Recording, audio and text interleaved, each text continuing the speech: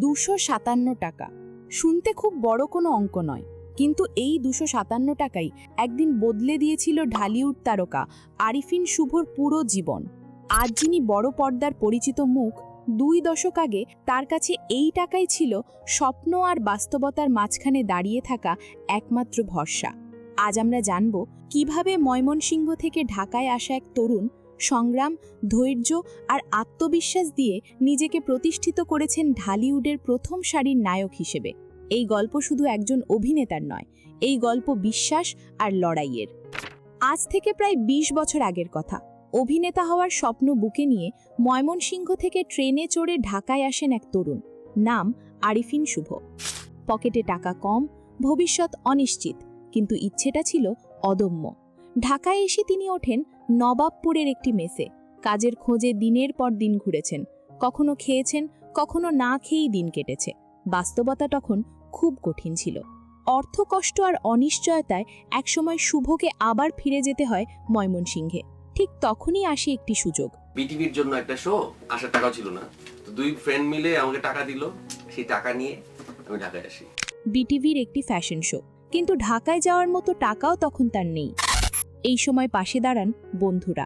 সবাই মিলে জোগাড় করেন মাত্র 257 টাকা। সেই 257 টাকা নিয়েই আবার ঢাকায় ফেরেন আরিফিন শুভ। আর এখান থেকেই শুরু হয় তার জীবনের নতুন অধ্যায়। ঢাকায় ফিরে শুভ শুরু করেন র‍্যাম্প মডেলিং, পাশাপাশি কাজ করেন রেডিওতে আরজে হিসেবেও। ধীরে ধীরে মিডিয়া পাড়ায় পরিচিত মুখ হয়ে উঠতে থাকেন তিনি। 2007 সালে একটি টুথপেস্টের বিজ্ঞাপন চিত্রে অভিনয় করে প্রথমবার আলোচনায় আসেন শুভ। এরপর নাটকে অভিনয় শুরু করেন এবং খুব অল্প সময়ই দর্শকের নজর কাড়েন। অভিনয়ের আগে তার সংগ্রাম ছিল আরও গভীর। একসময় তিনি কাজ করেছেন প্রোডাকশন ইউনিটের সহকারী পরিচালক হিসেবে।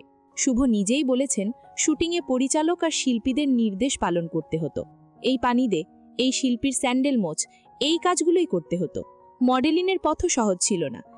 একটি বিজ্ঞাপনের অভিজ্ঞতা স্মরণ করে শুভ বলেন, সেই বিজ্ঞাপনের ডন ছিলেন মডেল, আর আমি ছিলাম ছাগলের 3 নম্বর বাচ্চা। কিন্তু স্বপ্নটা তখনও বড় ছিল, আর সেই স্বপ্নই তাকে আজকের জায়গায় এনেছে।